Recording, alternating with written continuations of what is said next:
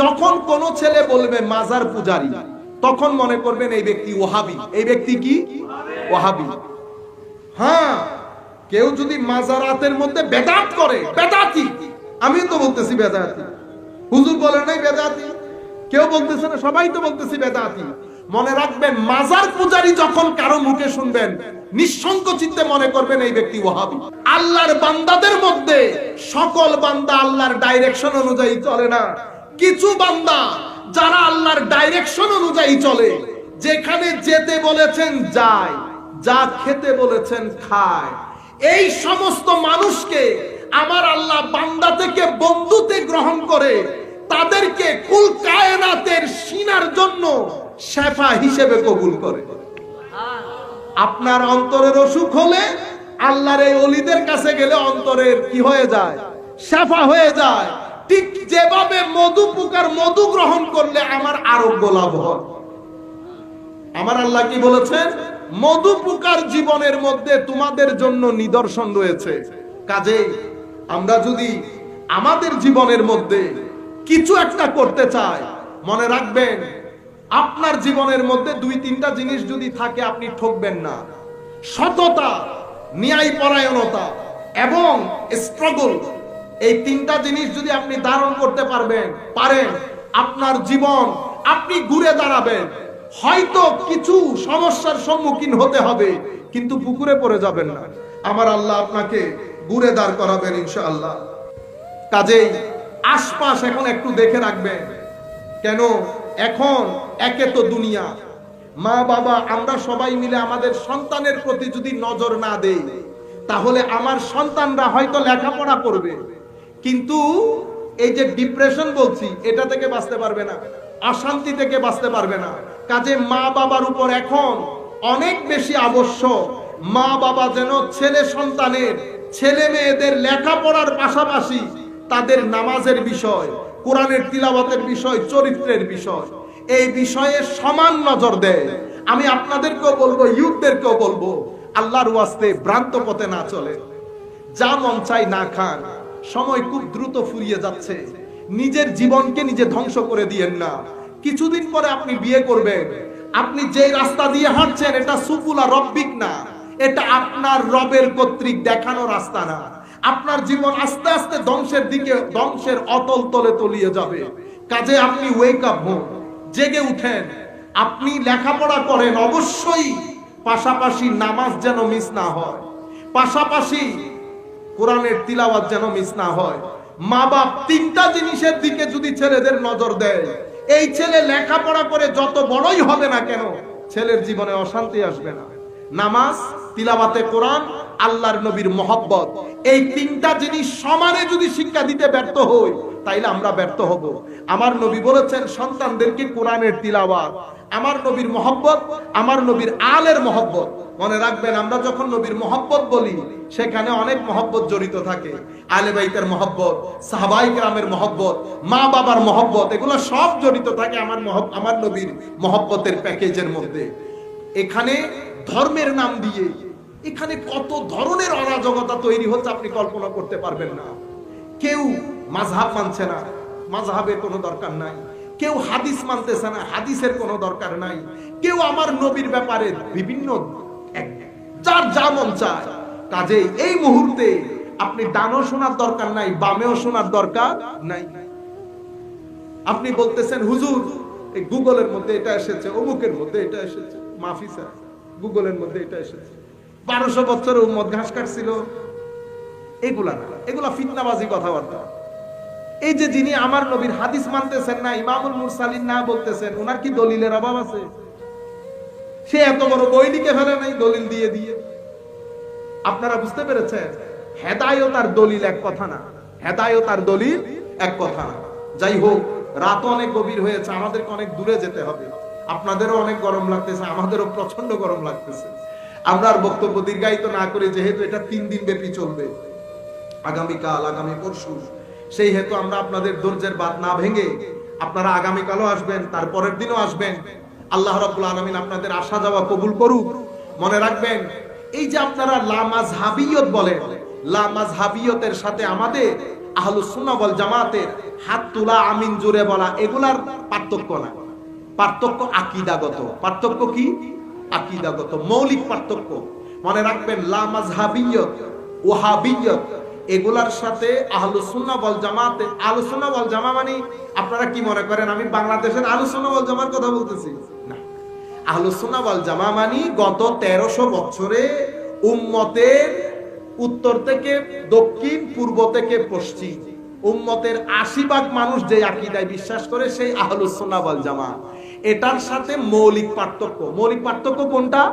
মৌলিক পার্থক্য হচ্ছে আল্লাহর শরীর মানা, আল্লাহর শরীর না মানা।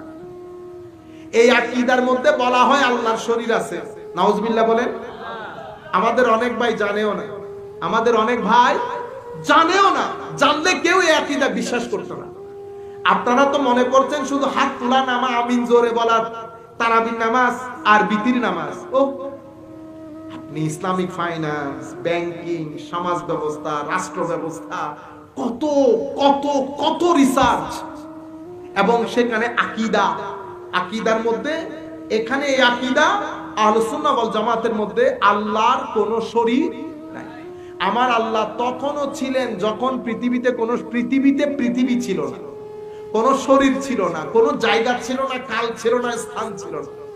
এখনো আছেন আগে যেমন ছিলেন। আগে যেমন কখন থেকে ছিলেন?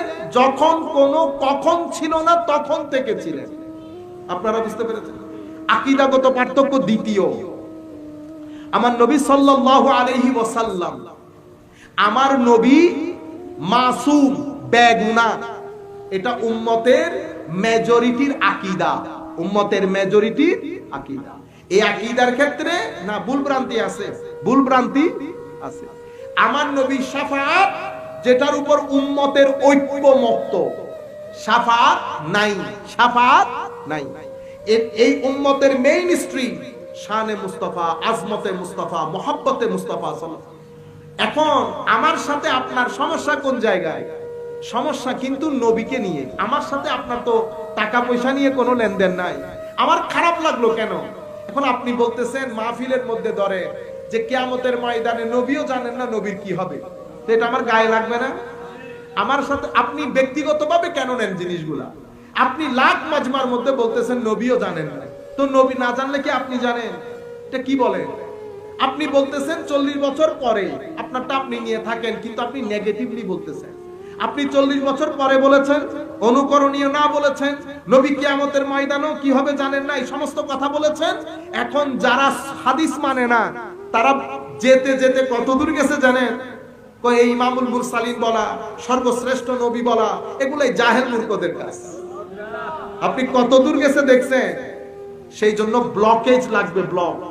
আপনি যে আকীদা পোষণ করেন, আপনি ঘরে গিয়ে চেক করে দেখেন আমার নবীর আজমত, এশ, আদব, তাজিম। সাহাবায়ে কেরাম আমার নবীর ঘাম মুবারক নিয়ে নিতেন, এটা আপনি নিজেকে বুঝান।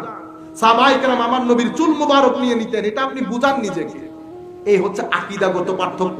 আপনি আল্লাহর ওলিদেরকে নিতে পারতেছেন না, কিন্তু আপনি আপনার শাইখের কথার বাইরে যাচ্ছেন না। আপনি যেই ওলির কথা নিচ্ছেন না, তারা পৃথিবীর বিভিন্ন অঞ্চল থেকে এসে না খেয়ে আত্মরা অবস্থায় বছরের পর বছর আল্লাহর সাধনায় থেকে মানুষের সিনার জগতের মধ্যে বিপ্লব তৈরি করেছে। আপনি এসি রুমের মধ্যে বসে বাইরের ডলার খেয়ে আপনি আপনার মতো করে তাবলীগ করতেছেন।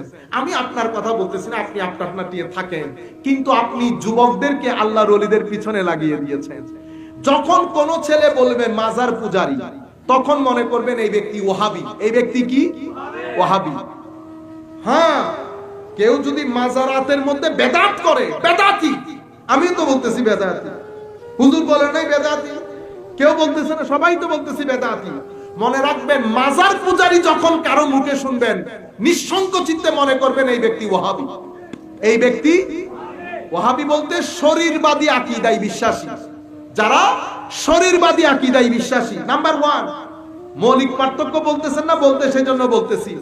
ওনাদের আকীদা মতে তারা ছাড়া পৃথিবীতে কেউ মুসলমান নাই, সবাই কাফের। আপনারা জানেন এই আকীদা? ম্যাক্সিমাম জানেন। আমি আপনাদেরকে কিতাবের নাম বলে দিচ্ছি। আদ-দুরারুস সানিয়া, 13 খণ্ডের কিতাব।